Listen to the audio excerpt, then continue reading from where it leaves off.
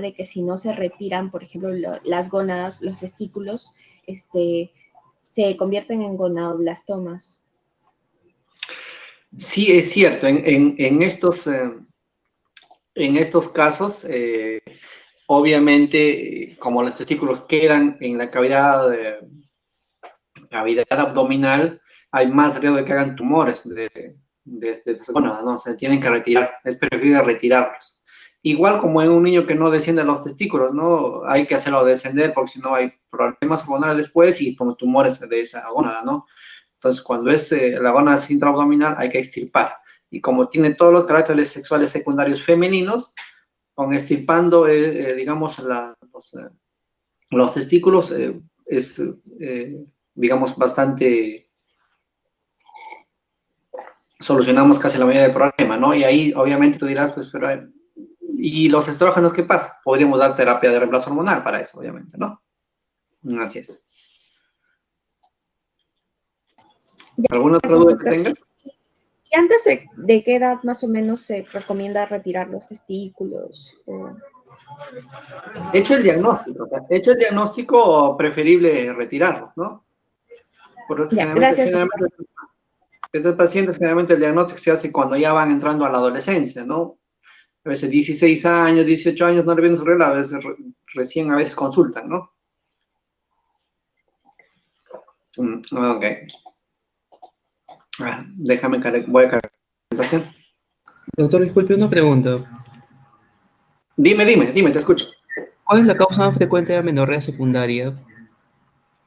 ¿Embarazo? Amenorrea secundaria. Si hablamos de amenorrea propiamente dicha, tenemos, digamos, a veces en son de broma preguntamos cuál es la principal causa, puedo decir embarazo, ¿no? ¿Ok? Obviamente, descartando embarazo, tenemos el síndrome de ovario poliquístico, ¿ok? Que vamos a hablar justamente en la siguiente presentación, ¿ya? Esas son las principales causas. Ok. Ok.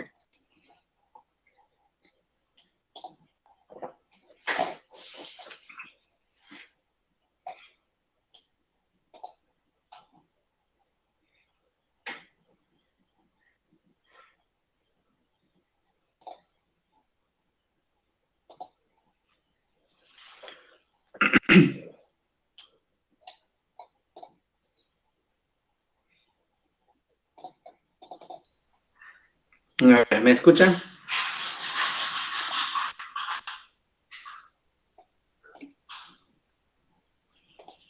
Ok.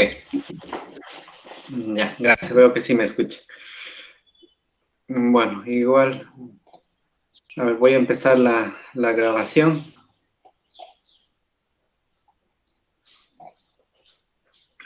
Ya, bueno, entonces, para hablar sobre este tema, okay, en sus sílabos figura como hirsutismo, virilización y ovario poliquístico, ¿no? Pero básicamente se trata sobre síndrome de ovario poliquístico, ¿ya? Al principio vamos a tratar sobre estas definiciones, ¿ok? ¿Cómo definimos hirsutismo? ¿Ok? Es la proliferación excesiva de vello terminal en la mujer, solamente siguiendo un patrón de distribución masculino. ¿Okay? Como ustedes ven, afecta más o menos a un 10% de las mujeres. ¿Okay? ¿Y cómo definimos virilización? Es el estado que se caracteriza por hiperandrogenemia, o sea, hiperandrogenismo, dando lugar a desarrollo de caracteres sexuales masculinos en la mujer. ¿Cuáles son esos? Por ejemplo, voz ronca, atrofia mamaria, aumento de la masa muscular, ¿okay? Clitoromegalia, ¿okay? Alopecia, etc. ¿Okay? Entonces, obviamente, si tenemos un exagerado hirsutismo, una exagerada virilización, en estos pacientes es un mal pronóstico, ¿no? Porque puede haber una neoplasia a nivel de ovario, de la glándula suprarrenal, ¿no?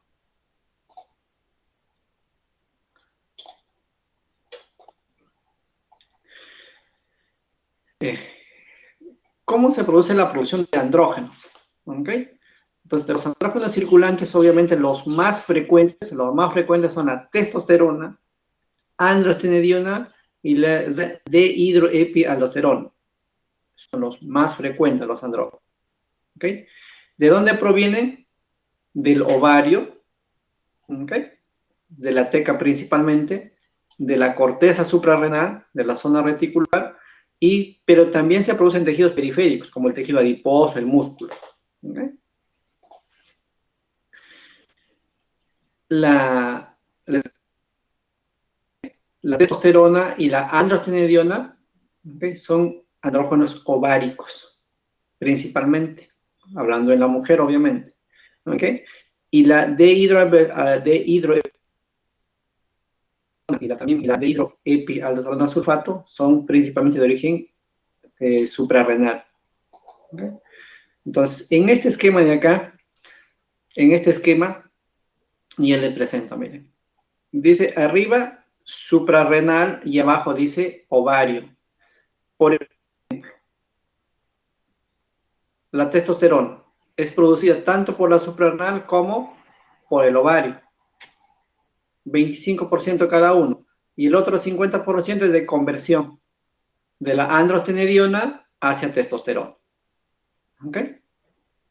Pero si tomamos en cuenta la androstenediona, tiene tanto origen suprarrenal como ovárico. Por ahí va casi mitad-mitad. Si tomamos en cuenta la dehidroepialdosterona, 90% por la suprarrenal y cerca del 10% por el ovario. Y si tomamos en cuenta la dehidroepialdosterona sulfato, el 100% es producida por la suprarrenal. ¿Okay? Por eso cuando sospechamos de hiperplasia suprarrenal, tenemos que pedir la dehidroepialdosterona sulfato. ¿Okay? Porque acuérdense que la dihidroepialdosterona sola puede estar también producida por el ovario en mínimas cantidades. ¿Okay? Bueno, existen la principal proteína, digamos, fijadora de hormonas sexuales, de andrógenos, es la SHBG, la globulina ligadora o transportadora de hormonas sexuales, ¿okay? que se va a unir tanto a los estrógenos como a los andrógenos, ¿no? Con una muy buena afinidad, ¿no? Por ejemplo, les pongo un ejemplo, la testosterona está ligada a esta proteína en un 80%, ¿okay? A la globulina transportadora de hormonas sexuales. También se liga a la albúmina en menos proporción y obviamente pues, la fracción libre de la testosterona es menos del 1%. ¿Okay? La mayoría está ligado a la globulina transportadora de hormonas sexuales. ¿Okay? Entonces, ¿qué pasa si hay una disminución de esta globulina? Va a haber más testosterona libre y por lo tanto más efecto, ¿no? Entonces puede manifestarse más en estos pacientes el hirsutismo, ¿no?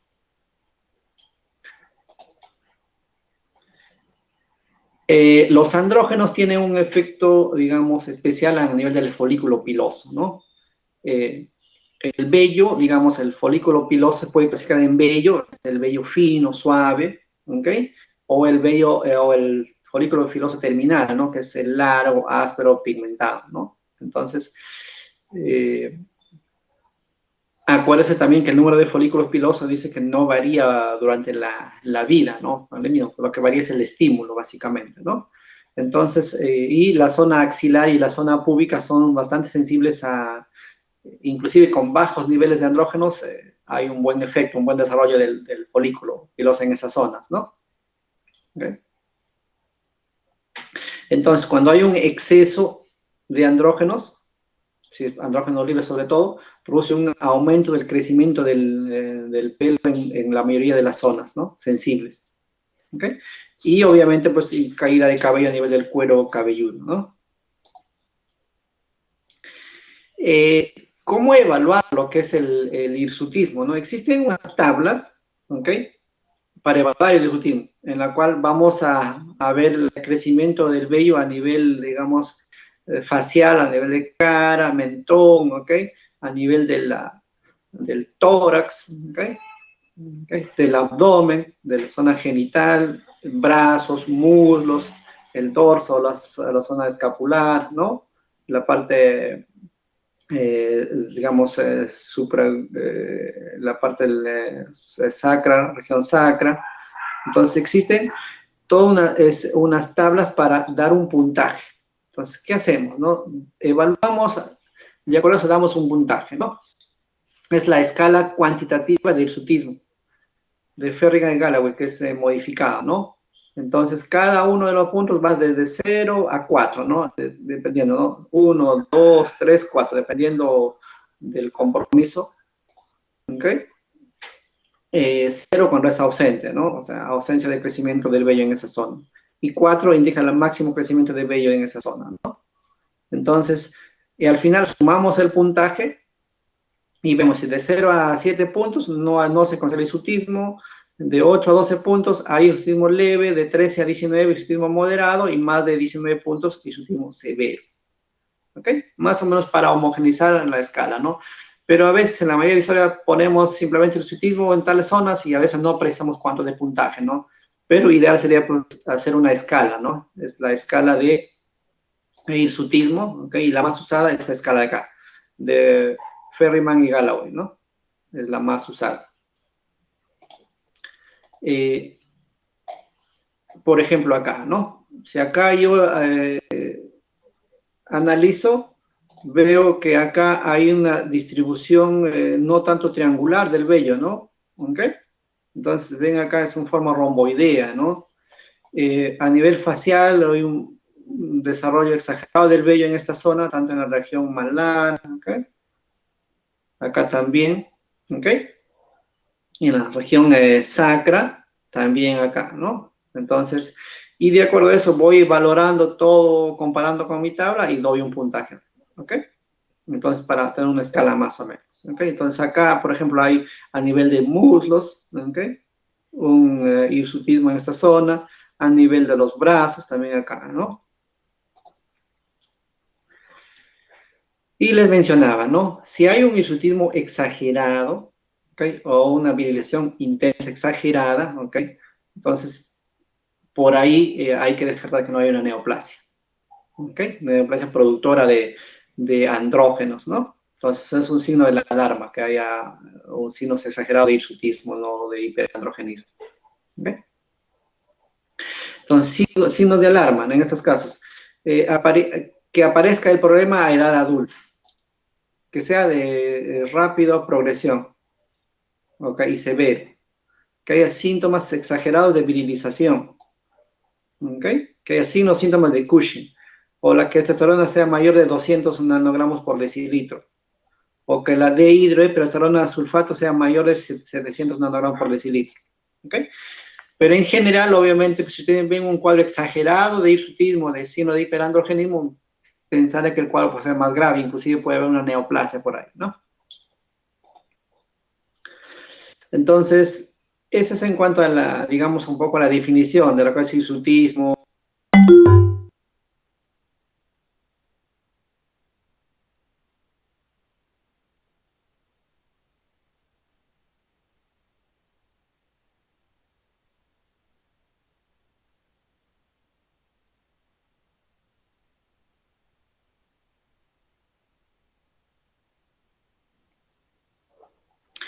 ¿Cómo definimos el síndrome de ovario poliquístico?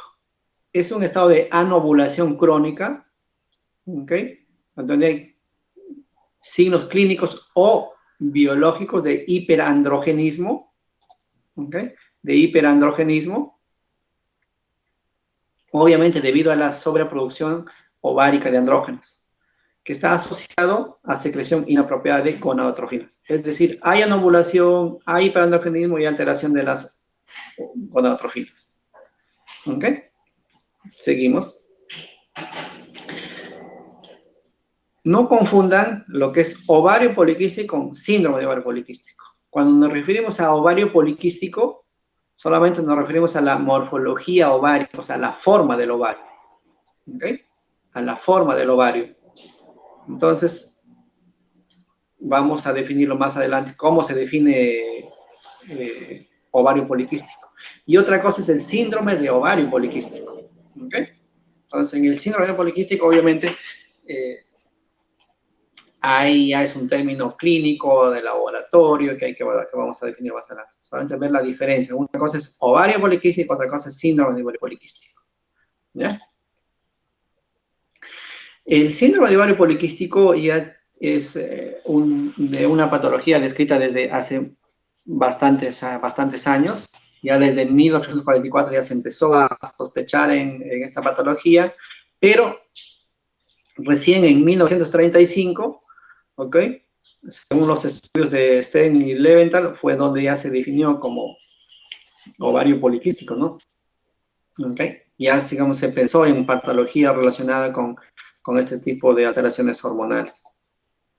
Entonces, obviamente, pues el clásico síndrome de Stein-Leventhal era esto, ¿no? En la cual el diagnóstico era puramente clínico. Se basaba en obesidad, hirsutismo y amenorrea, la triada clásica del síndrome de Stein-Leventhal, ¿no? Ya de hace bastante, más de una década, ¿no?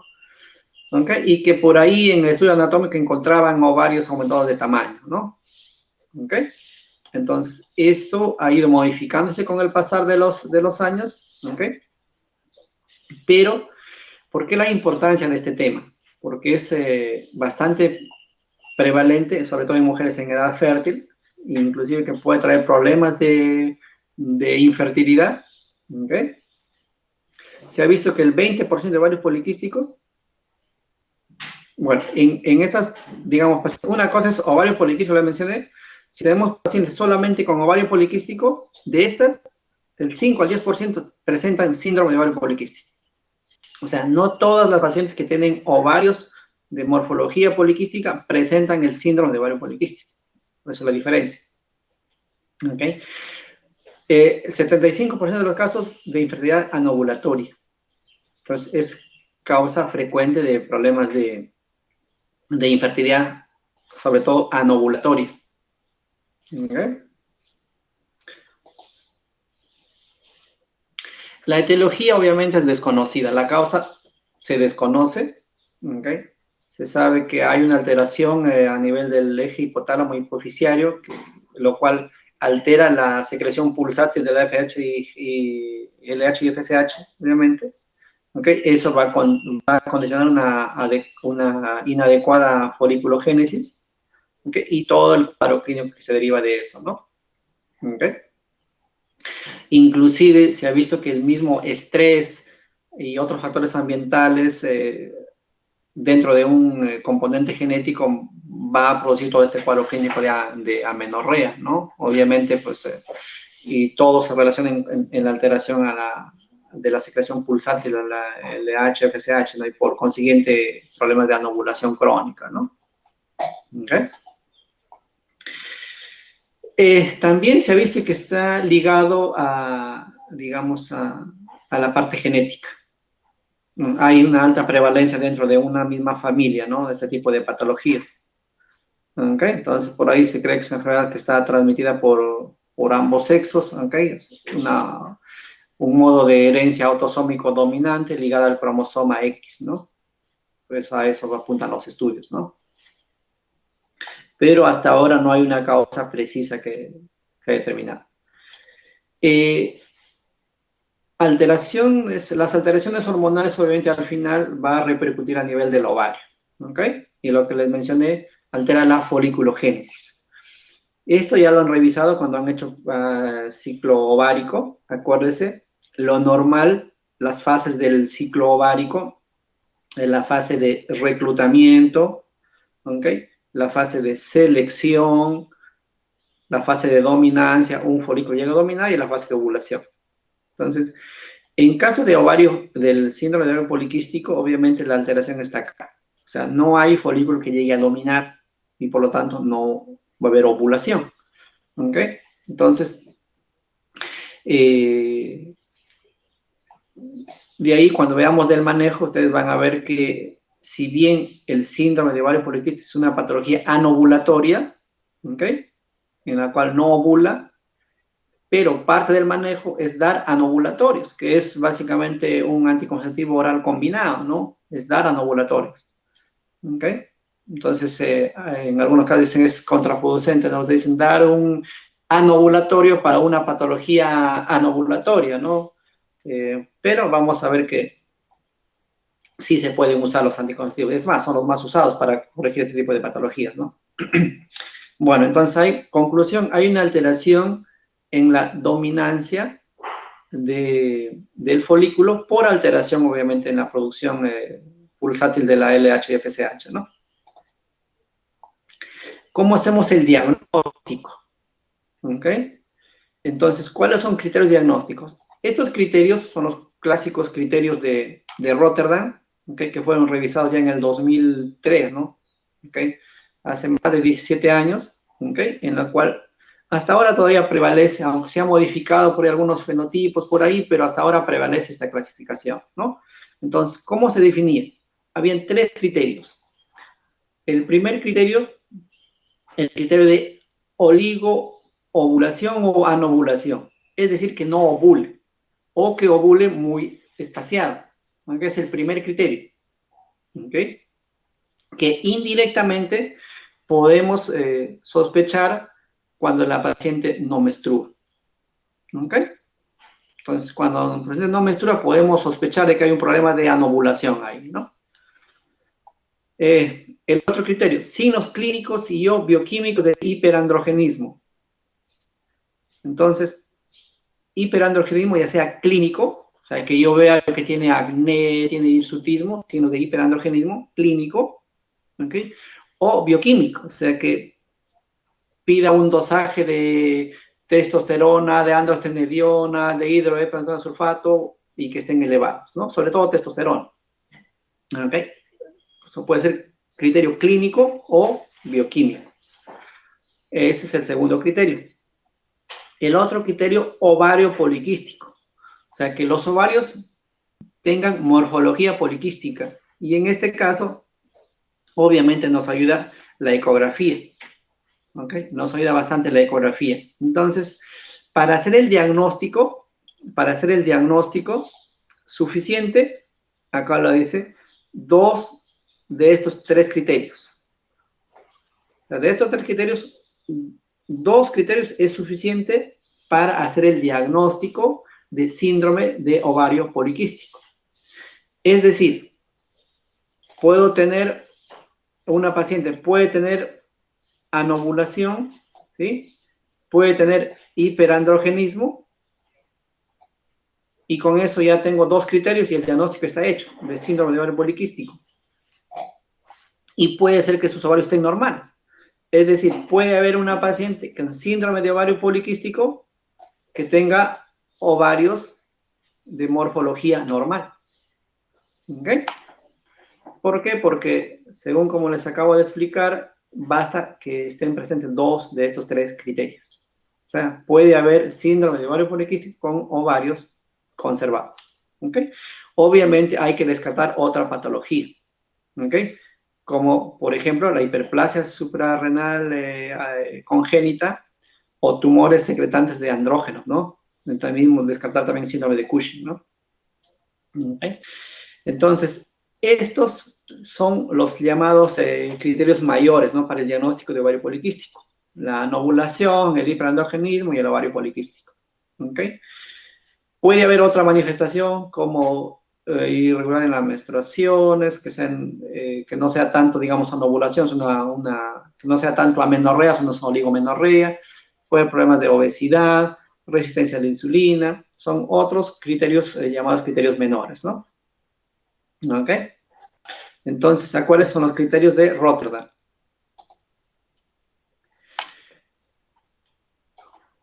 Para el diagnóstico, obviamente es importante la historia clínica, ¿okay? La anamnesis y el examen físico que hagamos a la paciente, ¿okay? Pero también nos va a ayudar bastante el dosaje hormonal. Por ejemplo, en estos casos se ha encontrado que la LH está elevada en 60% de los casos, en 40% puede estar normal, ¿okay? Se altera un poco la relación LH y FSH, ¿okay? También hay una alteración de la testosterona, la androstenediona, y obviamente pues de la testosterona libre, que tiene el mayor efecto, ¿no? Entonces, para llegar al diagnóstico, entonces nos basamos 1 en la historia clínica, 2 en el dosaje hormonal y 3 en la ecografía. ¿Ok? Entonces son los para llegar al diagnóstico, ¿no? Obviamente, como les mencioné, descartar otra patología, o sea, diagnóstico diferencial. Entonces, dentro de esto, hay también hirsutismo idiopático, descartar hiperplasia suprarrenal congénita, tumores de ovario de las suprarrenales que produzcan andrógenos, el síndrome de Cushing, ¿okay? Hipertecosis estromal, descartar eso, descartar problemas de prolactinemia o hiperprolactinemia, ¿okay? En el ovario poliquístico, o sea, en el síndrome de ovario poliquístico, a veces la prolactina se eleva un poco, ¿ok? Hay niveles superiores, pero no es más del doble del valor normal, ¿no? Si ya pienso que está muy elevada la prolactina, pensaré en una patología ya propiamente de productor de prolactina, algún prolactinoma por ahí, ¿no? ¿Ok? Si está muy elevada. Pero como les menciono, en el síndrome de ovario poliquístico, en algunos casos sí se encuentran los valores de prolactina en niveles superiores, ¿no? Pero no están tan altos, ¿ok? Problemas de acromegalia también descartar y problemas de iatrogenia, ¿no? A veces utilizamos la fenitoína, la danazol, que nos pueden condicionar también este tipo de alteraciones en la menstruación. ¿Ok? Entonces, ¿cuál es la significancia clínica? Que es la endocrinopatía más común en mujeres en edad fértil. ¿Ok? Y ya les mencioné, generalmente cursa con oligomenorrea o amenorrea, que es una indicación indirecta de anovulación. ¿Ok? Puede condicionar hemorragias uterinas disfuncionales, alteraciones en la menstruación. ¿Ok? Obviamente los cuadros de hiperandrogenismo, como es el acné y el hirsutismo, se relacionan también con problemas de obesidad y problemas de infertilidad. ¿Okay? Pero a largo plazo nos puede aumentar el riesgo para cáncer de endometrio, ¿okay? Para diabetes, para hipertensión, para desórdenes cerebrovasculares, etc. ¿Okay? Si nos vamos a cuál es el síntoma más frecuente, digamos, lo que más nos consulta son por alteraciones en la menstruación. A veces la paciente lo que más le molesta es que tenga problemas de retraso en su riego o problemas de amenorrea. ¿Okay? Entonces ahí está más del 75% de los casos, ¿no? Alteraciones en la menstruación como principal causa de consulta médica, ¿no? Pero al examinar, ver el paciente, obviamente encontramos signos de hiperandrogenismo como el hirsutismo, el acné, problemas de obesidad, problemas de infertilidad, ¿no? Pero a la cabeza, problemas de alteraciones en la menstruación.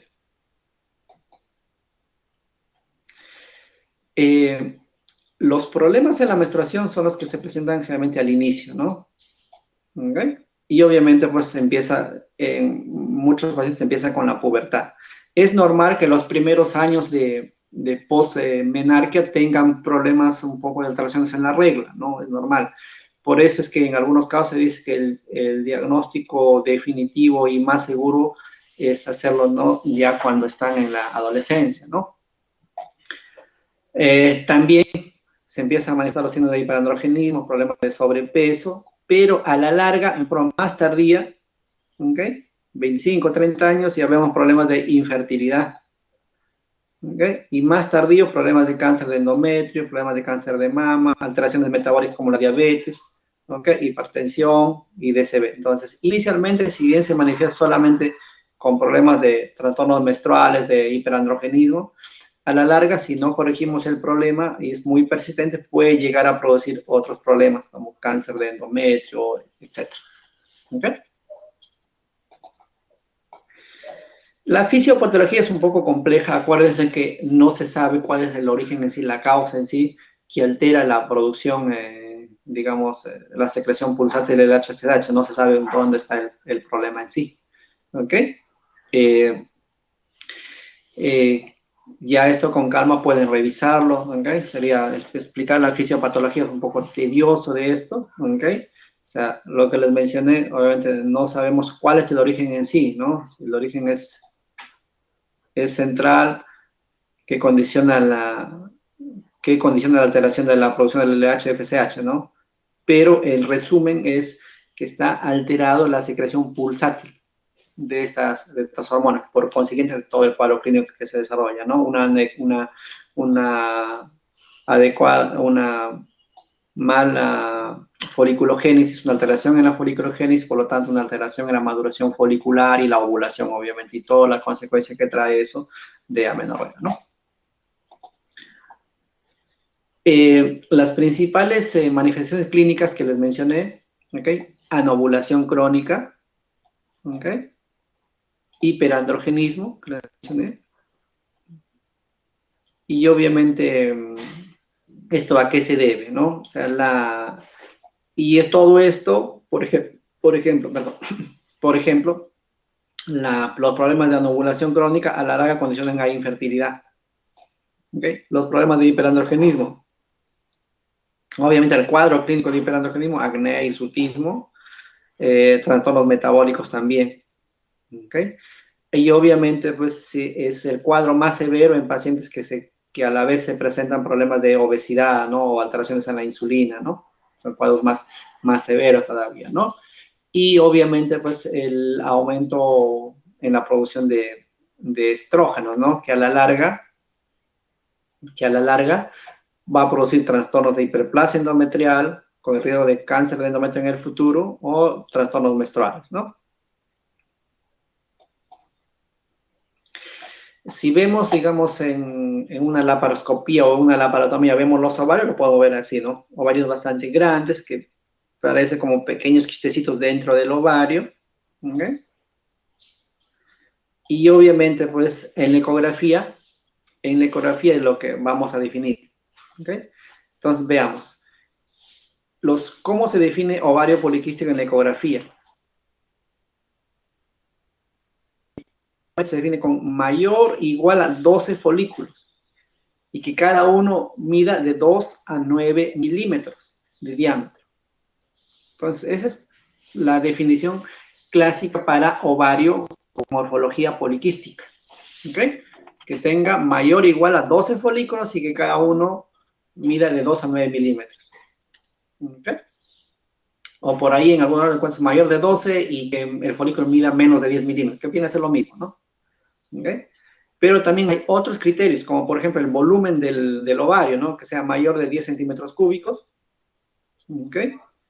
O la relación del estroma ovárico, que el estroma sea mayor de 1,25 centímetros cuadrados, etc. Pero es más difícil eso, ¿no? El primer criterio es el más usado.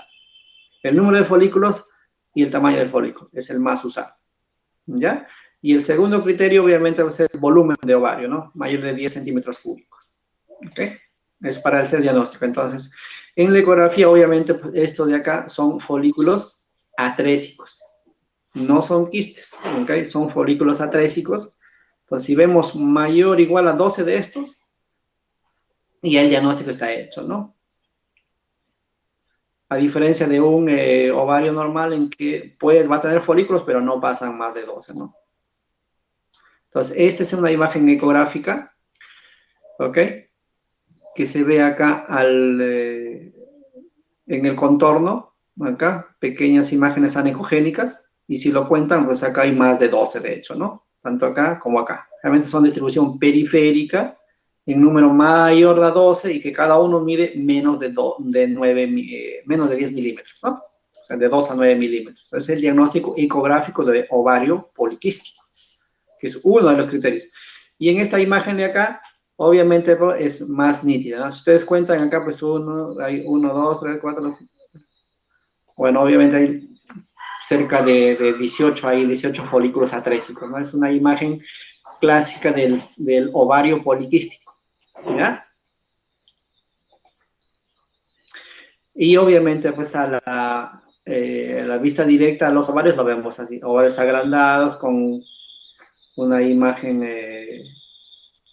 que impresiona pequeños quistes dentro del ovario, ¿no?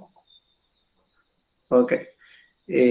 A la patología, obviamente, pues el patólogo reporta la presencia de las imágenes, de los folículos atrésicos periféricos, ¿no? ¿Ya?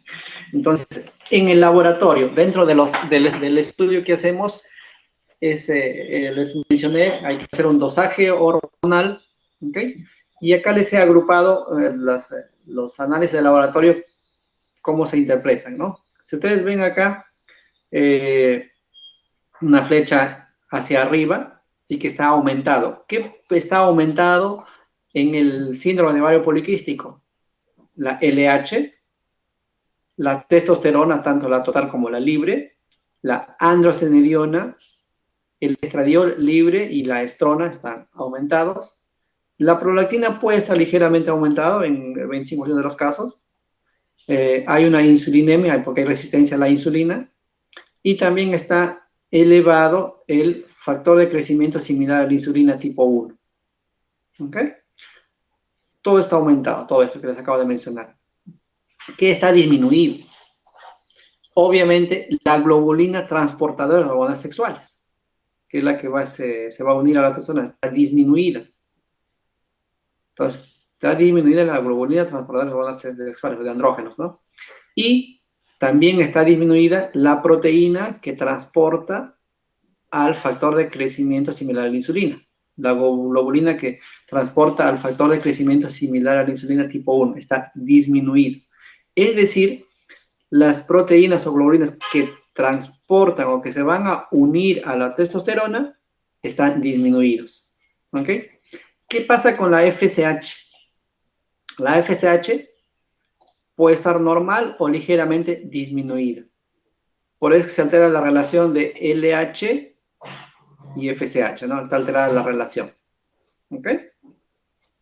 Entonces, si tomamos en cuenta la relación también de testosterona con la globulina, también se altera, porque acuérdense que se eleva la testosterona, disminuye la globulina, por lo tanto la relación también está alterada. ¿Ok? También se altera la relación LH-FSH. ¿Por qué? Porque se eleva la LH y disminuye la FSH. ¿Ok? Y obviamente hay también otro indicador, que es el índice de andrógenos libres, que también está alterado. ¿Ok? Y el índice de andrógenos libres es una constante que se obtiene dividiendo la testosterona total entre la globulina transportadora. ¿Ok? Ambas en nanomoles por litro, ¿no? Y lo multiplicamos por 100 y es el índice de andrógenos libres. ¿Ok? Entonces, que en estos casos obviamente están generalmente más de 4, ¿no? ¿Ok? Entonces, en conclusión, disminuye la globulina transportadora de hormonas sexuales, ¿ok?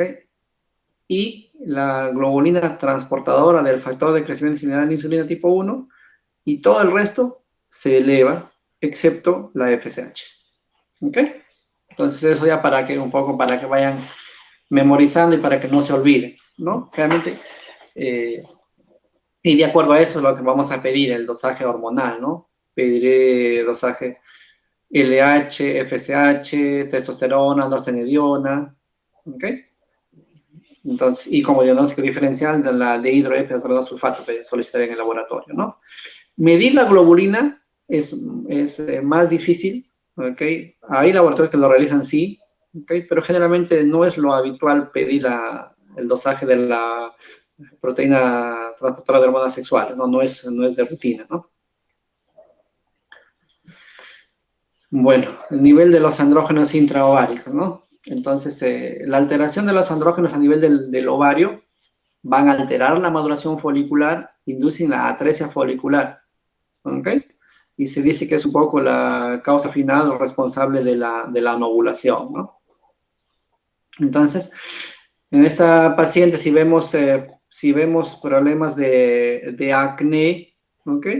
Estaremos sospechando en problemas en hiperandrogenismo, ¿ok? Después del manejo adecuado.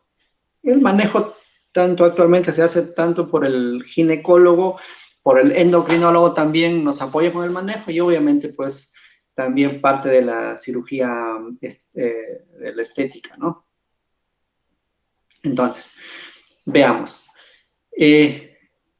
Esto de acá, célula de la teca, acuérdense que la LH actúa principalmente a nivel de la célula de la teca. ¿Okay? Si está elevada la LH, va a haber mayor acción a nivel de la célula de la teca, por lo tanto, mayor producción de testosterona. ¿Okay? Mayor producción de testosterona a partir de ¿qué? De la androstenediona. Y eso, si sale a la sangre, obviamente, pues, va a producir el cuadro clínico de hiperandrogenismo, ¿no? Y a este nivel también va a ser estimulado por la insulina, por el factor de crecimiento similar a la insulina, tipo 1, va a estimular esta zona. Y eso va a condicionar mayor aumento de los andrógenos, ¿no? ¿Okay? Producidas por la célula de la teca. Y acuérdense que la FSH actúa más a nivel de la célula de la granulosa, ¿no? Y que esta célula es la mayor responsable de la producción de estrógenos, tanto estrona como estradiol. Entonces, es decir, si hay un aumento de la LH, va a actuar más a nivel de la teca y por lo tanto mayor producción de andrógenos. ¿Okay? A diferencia de la FSH que está normal o disminuida, ¿okay? Que es la responsable de la producción de estrógenos a nivel de la granulosa, ¿no?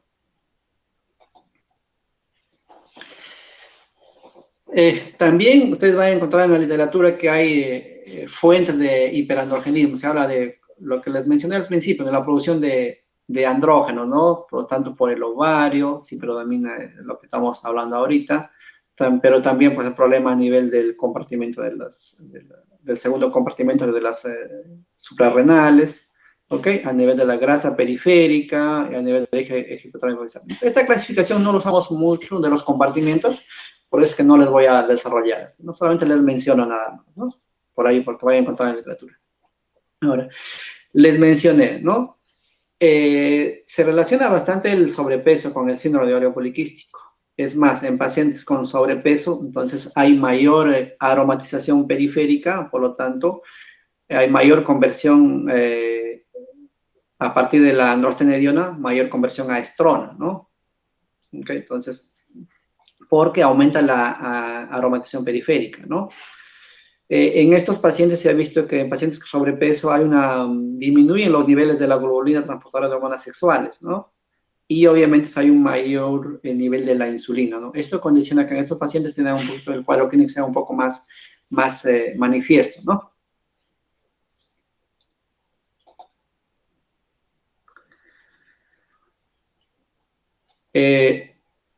Si hay una mayor hiperinsulinemia, hiperandrogenemia, o sea, están más elevados los andrógenos, ¿ok? Condiciona cuadros un poco más severos, ¿no?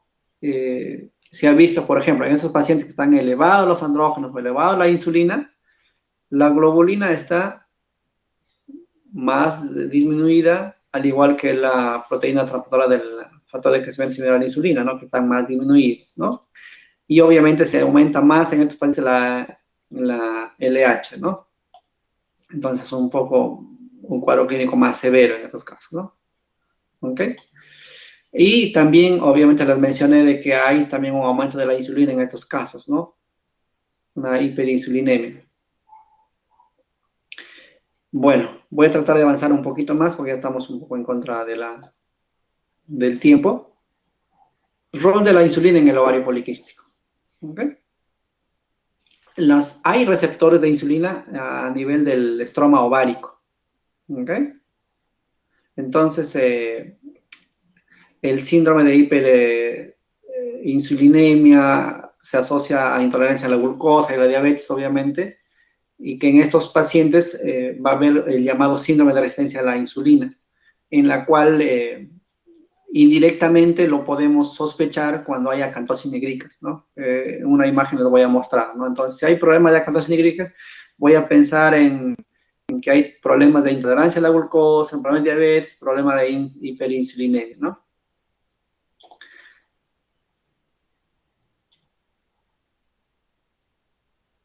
Bueno, no tengo la foto. Más adelante vamos a probar que le tenga la foto del acantosis nigricans.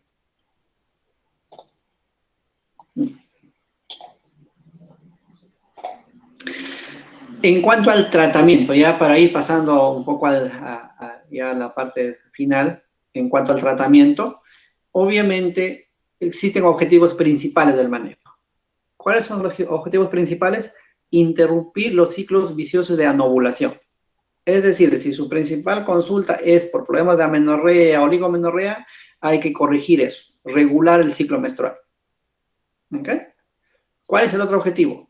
Corregir el hiperandrogenismo. Si el paciente me consulta por problemas de acné, hirsutismo, tratar de corregir ese hiperandrogenismo. ¿Ok? Y equilibrar las alteraciones metabólicas asociadas. O sea, si hay un problema de hiperinsulinemia, problema de intolerancia a la glucosa, corregir el problema metabólico. Pero acuérdense que esos son los objetivos de manejo. No hay un manejo definitivo. O sea, no es que yo le dé un tratamiento a la paciente y con eso se curó del síndrome ovario poliquístico. No hay.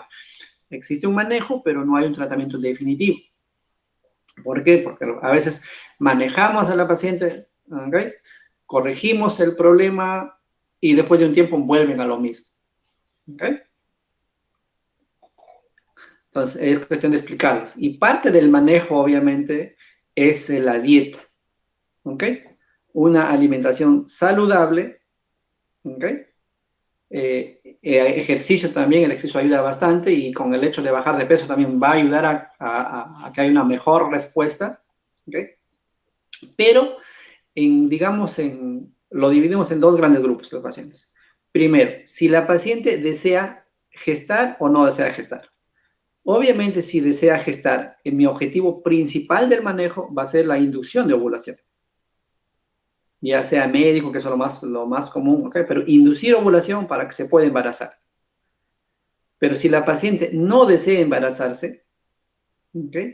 Una buena alternativa es utilizar anticonceptivos orales para el manejo. ¿Ok? Entonces, aparte de mejorar el estilo de vida, obviamente, pues, definir si la paciente quiere embarazarse o no quiere embarazarse. Para de acuerdo a eso, definir el manejo. En general, el manejo en líneas generales, lo que le mencioné, cambio de estilo de vida, ¿ok? Orientarles bastante, explicarles bastante en qué consiste la enfermedad, que no hay un manejo definitivo, ¿ok? ¿Ok? Y tratar de la importancia de corregir actualmente el problema para tratar de que no haya consecuencias digamos, en el futuro, ¿no? ¿Ok? Y la importancia de bajar de peso, ¿ok? Con solamente bajar de peso, bajan los niveles de andrógenos y baja la insulina, ¿no? Y a veces con eso se normaliza a veces su menstruación, ¿no? Y corregir problemas de disturbio metabólico, ¿no? Que el índice de masa corporal obviamente tiene que estar ideal menos de 25, obviamente, ¿no? Y en algunos casos llegamos a usar drogas asociadas para el manejo metabólico como la metformina, que vamos a verlo más adelante. ¿Okay? Hay productos que pueden inducir un poco a índice glicémico, que se eleve la glucosa, ¿no? Por ejemplo, dentro de esto están las harinas, el pan, la harina refinada obviamente, la papa, zanahoria, el maíz, y obviamente ciertas frutas como la piña, el plátano, uva, mango y así. Obviamente productos no saludables como la gaseosa, evitar eso, ¿no? Y evitar en sí comidas dulces, frituras, ¿no? En líneas generales podemos apoyarnos también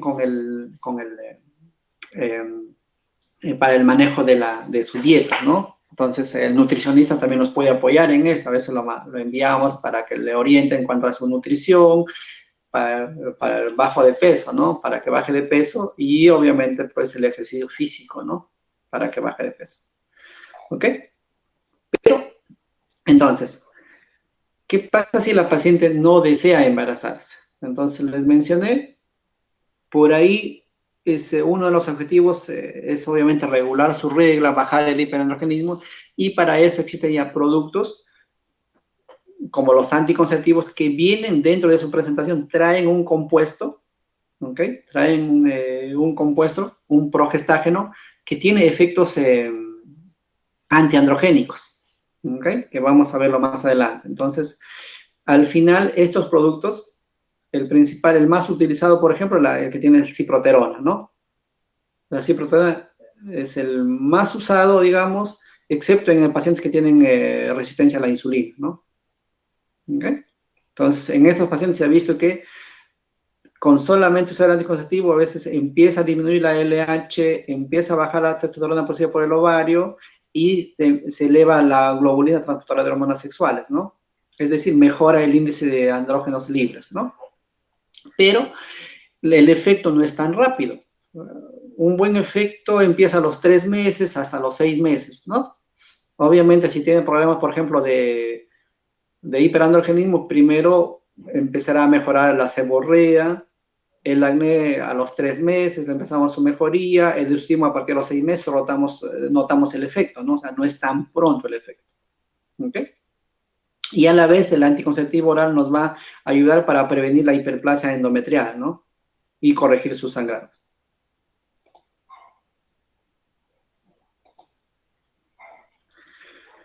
Bueno, entonces estos productos como por ejemplo la ciproterona vienen un anticonceptivo, también hay otros como la espironolactona, la androstenediona, ¿ok? Son varios compuestos que tienen efecto antiandrogénico, que vienen ya en los anticonceptivos, ¿ok?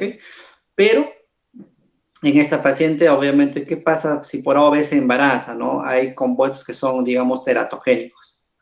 La ciproterona no se ha demostrado hasta ahora que hay efecto teratogénico, pero sí otros como la espironolactona, flutamida, finasterida, etcétera, ¿no? Que tienen efecto teratogénico. Bueno, los anticonceptivos orales, les mencioné, no solamente va a regular su regla, ¿ok? Sino también aumenta la globulina transformadora de hormonas sexuales, ¿ok? Y obviamente, pues, a lo largo de 3 meses vamos a ver una buena respuesta, ¿no? Entonces, siguiendo, anticonceptivos orales, el principal compuesto del anticonceptivo, hablamos de anticonceptivo oral combinado, ¿ya? No hablamos de ampollas mensual, ni de 3 meses, ni de la píldora que trae solo progestágeno, es combinado, o sea, trae estrógeno y progestágeno. Y dentro del progestágeno, ¿ok? Los más usados es la ciproterona, pero también existe la drosperinona, ¿ok? Y otros más. Les menciono estos dos porque, digamos, son los que más comúnmente encontramos en el mercado, ¿no? Los más usados. Pero tienen un problema, por ejemplo, ¿no? Que la ciproterona no podemos usarlo por mucho tiempo. Generalmente lo usamos no más de 6 meses, ¿no? Su uso está restringido por el riesgo que puede tener de trombosis, ¿no? Entonces, en Estados Unidos su uso es restringido, ¿no? Por el riesgo. Si bien el riesgo es bajo, pero aún así. Entonces, en pacientes que tienen riesgo de trombosis, preferible no usarlo, ¿no? O si lo vamos a usar con precaución y no más de 6 meses, ¿no? ¿Okay? Entonces, bueno, acá les pongo algunas marcas acá para que encuentren en el mercado. Obviamente el compuesto es etinilestradiol más ciproterol. Y el otro más usado es etinilestradiol más drospirenol.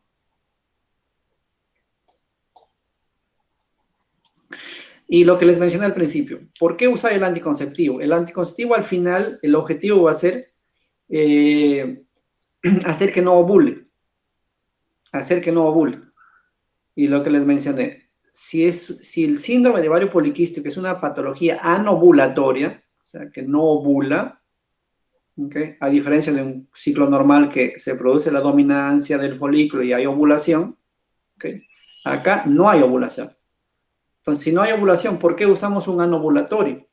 Lo que pasa es que el anovulatorio va a actuar acá, en la fase de selección. Entonces, no va a haber folículo dominante, ¿ok? Es decir, el ovario va a estar en reposo. Bloqueamos en la fase inicial del ciclo y el ovario está en reposo, por lo tanto ya no se van a formar folículos dominantes, ¿ok? Tampoco se van a formar folículos atrésicos y los folículos que están atrésicos en el ovario que ya existen, poco a poco van regresionando. Por eso es que al dar un anticonceptivo oral combinado, el ovario poliquístico mejora, porque ya no aparecen más folículos atrésicos y los que ya están ahí van regresionando y por lo tanto mejora la morfología del ovario y eso lo vemos en la ecografía, obviamente, ¿no? ¿Ok?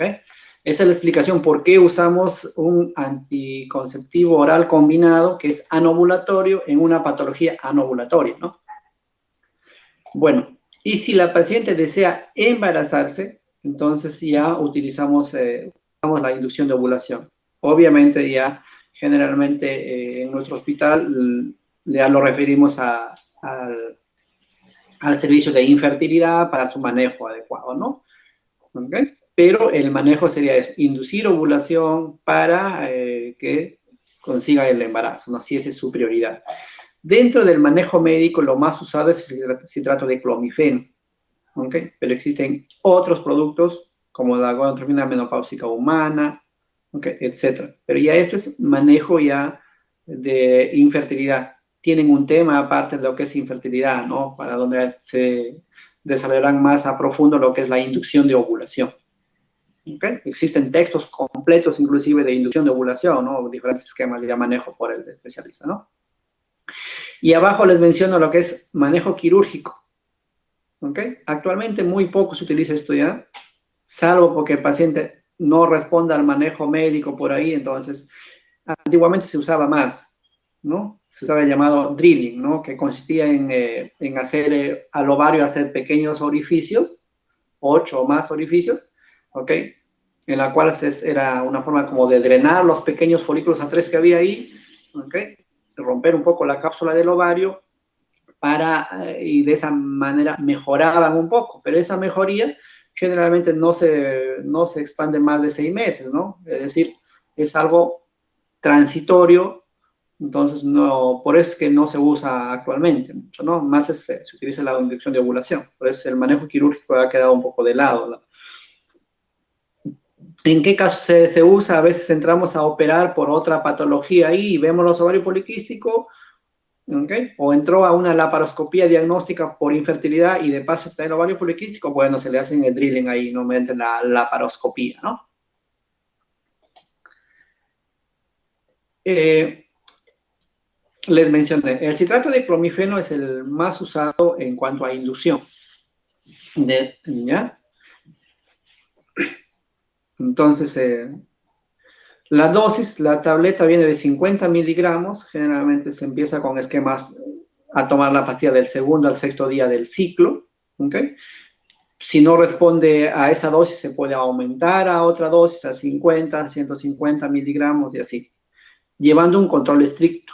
¿Por qué? Porque puede haber efectos secundarios. ¿Okay? De pronto puede haber una hiperestimulación ovárica y desarrollamos quistes foliculares muy grandes en esa zona y con alteración del ovario, ¿no? Entonces, por eso no es tan fácil, es que le doy el producto que tome y problema resuelto, no es así. Por eso es el manejo ya por el médico de infertilidad, un manejo, digamos, un seguimiento estricto, ¿ok? Listo.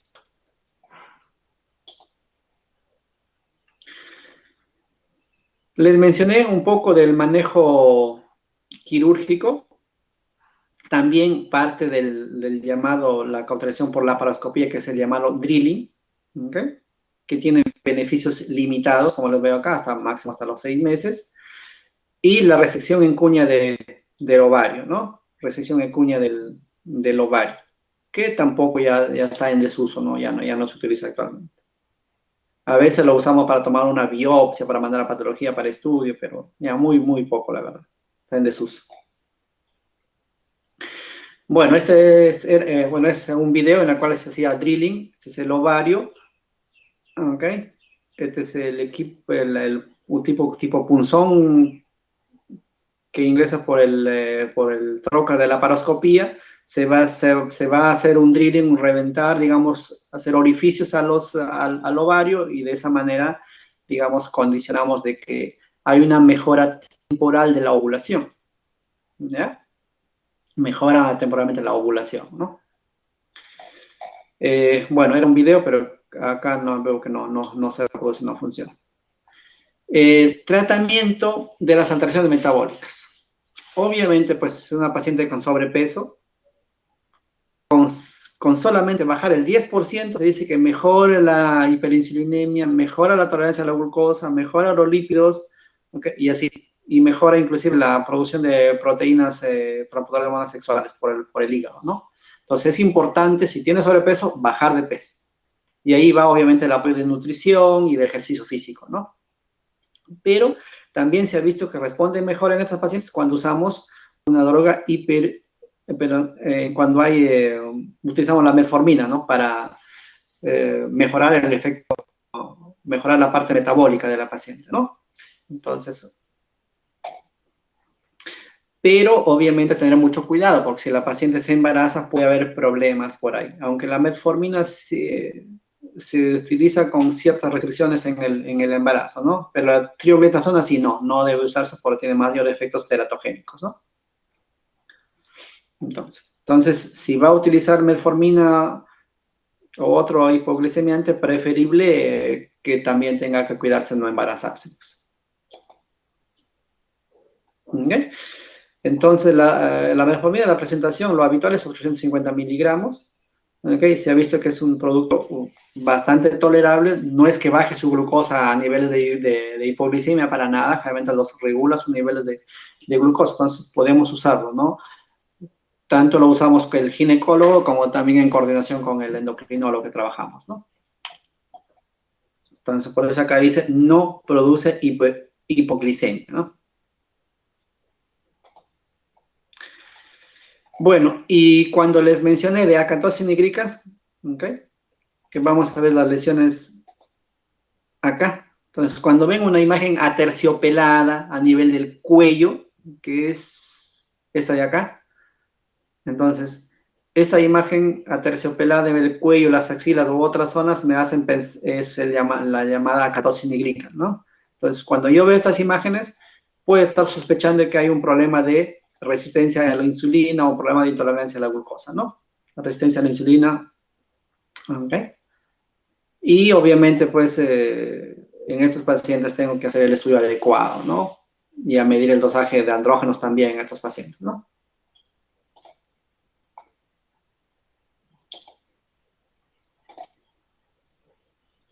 Bueno, y ya para ir terminando, ya faltan 2 diapositivas nada más, en cuanto al manejo del hirsutismo. ¿Okay? Entonces, si les mencioné, si queremos regular la regla de la paciente, su menstruación, que es la consulta más frecuente, generalmente lo más común es que usemos un anticonceptivo. Y un anticonceptivo que tenga un componente antiandrogénico, ya sea ciproterona, androstenediona, ¿okay? Clormadinona, y así, varios compuestos. ¿Okay? Con eso regulamos su regla, obviamente de paso va a usar como anticonceptivo, ¿ok? Pero ¿cómo hacemos con el efecto del hirsutismo? Entonces, existen otros compuestos que tienen efecto antiandrogénico. Por ejemplo, tenemos acá, inhibición de las enzimas esteroidogénicas. ¿Qué producto? El ketoconazol. Inhibición de la 5-alfa reductasa, la finasterida, ¿no? También tienen efecto antiandrogénico, ¿no? Y por lo tanto mejora el hirsutismo.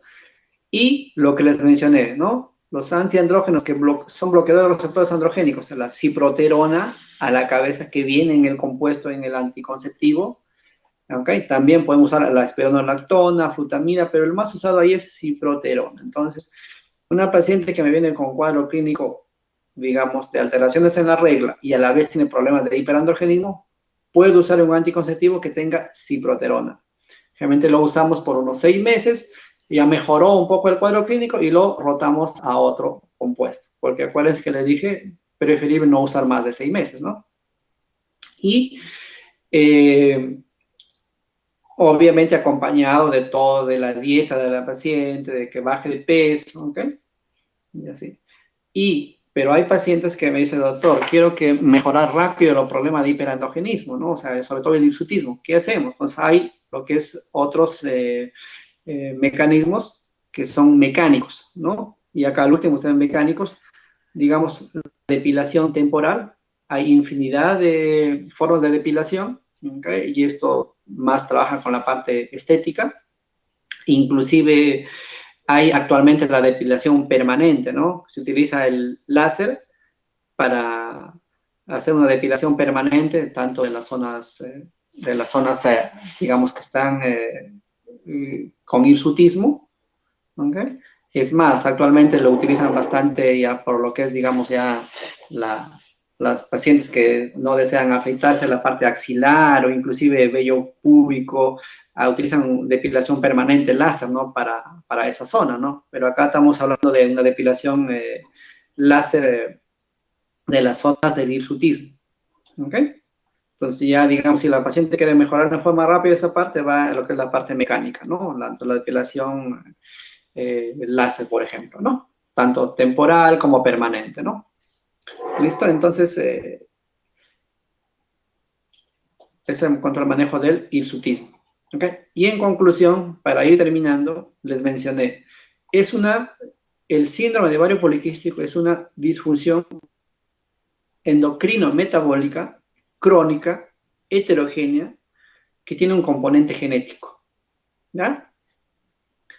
El origen en sí preciso se desconoce y por lo tanto el manejo, obviamente no podemos dar un manejo definitivo. ¿Okay? Es una endocrinopatía más común en las mujeres en edad fértil. ¿Okay? Y tiene consecuencias a largo plazo, a largo tiempo. ¿Okay? Y es la causa más común de infertilidad de origen anovulatorio. Digamos, dentro de las patologías anovulatorias es la más frecuente que condiciona infertilidad, ¿no? ¿Ok? Entonces, o sea, no es tan fácil dar un manejo para el ovario poliquístico y con esto se resolvió. No es. La mayoría de pacientes, cuando suspendemos el manejo, suspendemos el manejo, vuelven a lo mismo otra vez, ¿no? Son pocas las pacientes en las cuales ya después de dar el manejo suspendemos la medicación y ya empiezan a ovular normal, ¿ok? Como no sabemos en sí qué es lo que altera la secreción pulsante del HCH, no podemos corregir a ese nivel central, por lo tanto el problema puede seguir, ¿ya? Entonces, y trabajar siempre en conjunto a veces con el endocrinólogo, con el nutrición y obviamente con el ejercicio físico, ¿no? Bueno, entonces eso es en cuanto al hirsutismo, ¿no? Signo de hiperandrogenismo y principalmente ovario poliquístico, ¿no? Entonces, no sé si tienen algunas preguntas, a ver por ahí. Sí, A ver. doctor, disculpe, una consulta. Sí, dime, te escucho. Si fuera, digamos, en el diagnóstico ecográfico, si fueran menos de 12 folículos, ¿se podría considerar fisiológico? Sí, hay una definición, hay una definición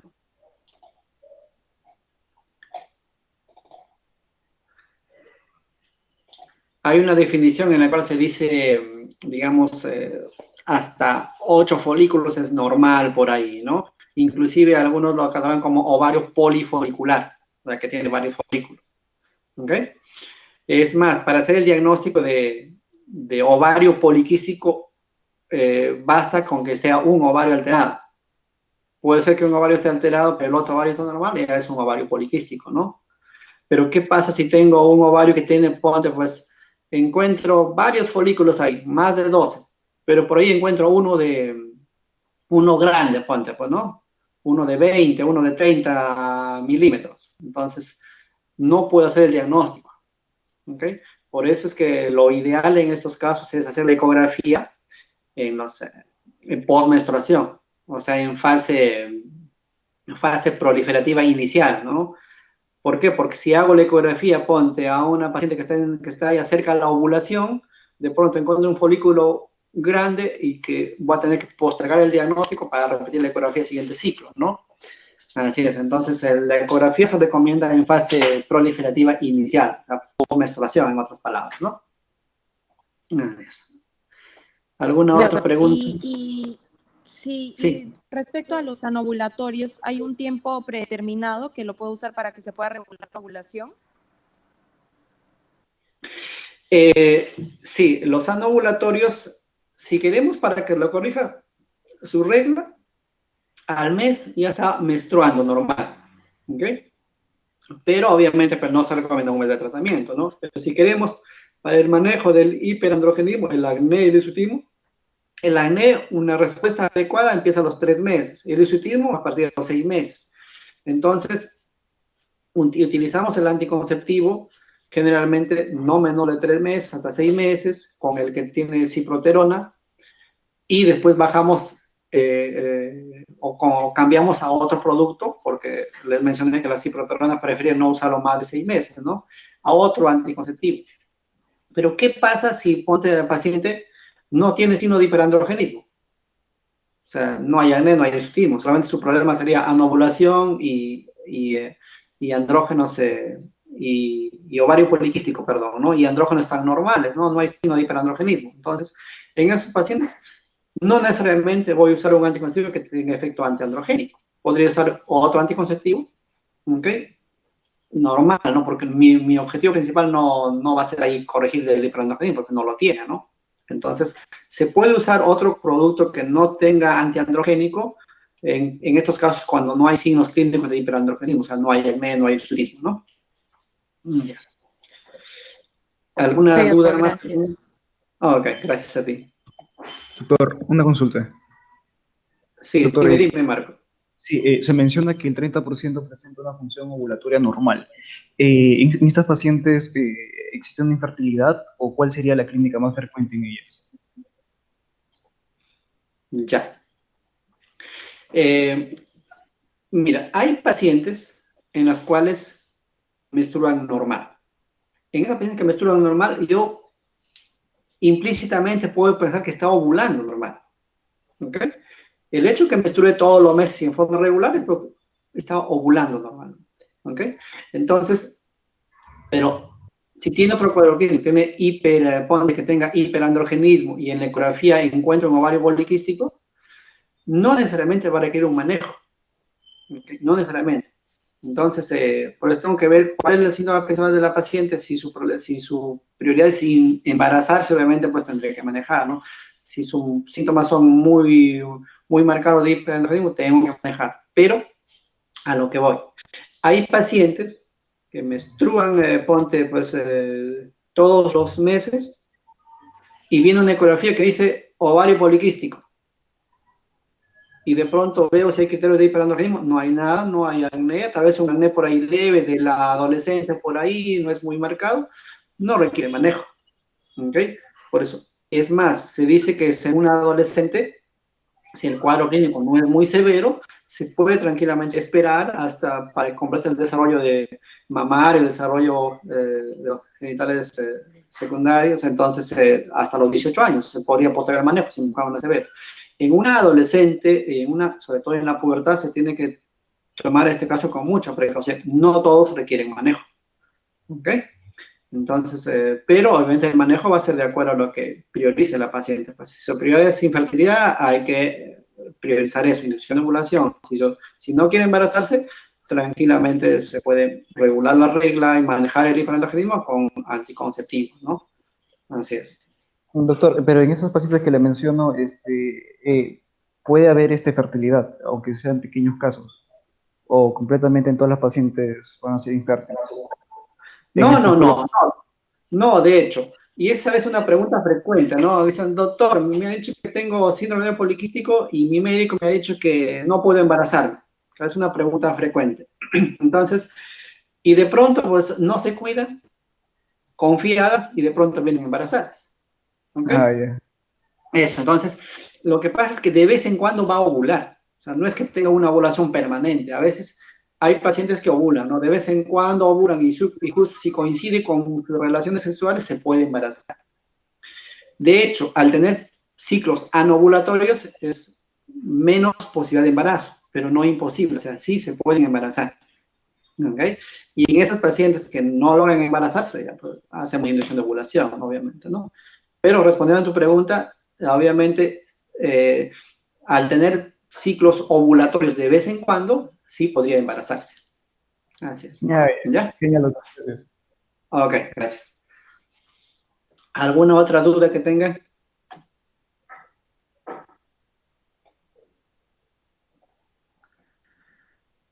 Bueno, entonces agradezco su participación. Veo que hasta cuando estamos 72, estamos en la reunión, entonces gracias. ¿Ya? Cualquier cosita pueden comunicarse, tienen mi correo, teléfono. A Laura ya le pasé las dos presentaciones, ¿ok? Para que revisen, ¿ya? Entonces, gracias a todos.